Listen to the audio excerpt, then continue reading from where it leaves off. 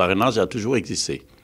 Depuis la présence de candidats indépendants, donc la possibilité de parrainage est là sur le terrain politique. Maintenant, le parrainage généralisé, c'est de cette question dont on parle. C'est cette question qui fait polémique. Mais il faut recentrer le débat sur ce parrainage. Je pense que fondamentalement, il faut analyser les problèmes depuis les locales de 2014. Et pour les locales de 2014, nous avons assisté à une pléthore de listes, 2000 listes, ce qui a abouti aux législatives de 2017 à la présence de 47 listes. Donc aujourd'hui, tout le monde est d'accord qu'il y a une exigence, qu'il y a une urgence de régler la question des candidatures.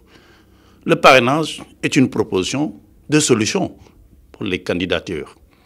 Le parrainage permet le choix des candidatures. Le parrainage permet au scrutin d'avoir plus de crédit. Dire non au parrainage, ça ne relève, à mon avis, que de la surenchère politique. Parce que si quelqu'un n'est pas capable de produire un certain nombre de parrains à l'échelle nationale, je me pose la question, comment être élu président de la République?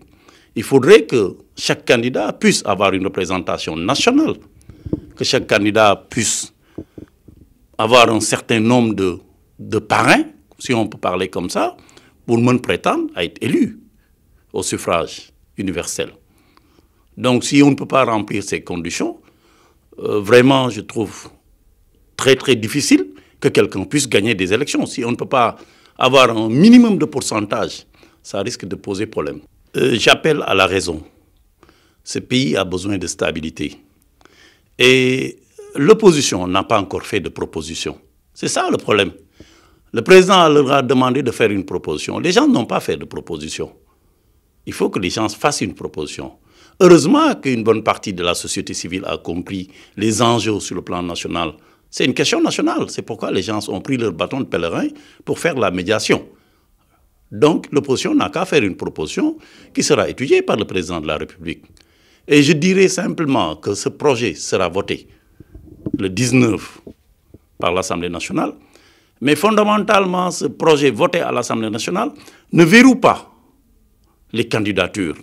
Parce qu'aujourd'hui, il y a toujours possibilité de discuter sur le code électoral et de trouver un consensus sur le code électoral après que ce projet soit voté à l'Assemblée nationale. Donc le président de la République appelle à lancer un appel à l'opposition pour que les gens fassent une proposition. Si sur le mode d'élection, donc en ce moment, on pourra discuter, on peut baisser le pourcentage, on peut discuter des modalités des choix des parrains et de la vérification des parrains. Donc j'en appelle à plus de sagesse à l'ensemble de la classe politique. Ce pays a besoin de stabilité. Personne n'a le droit de mettre le feu aux poudres.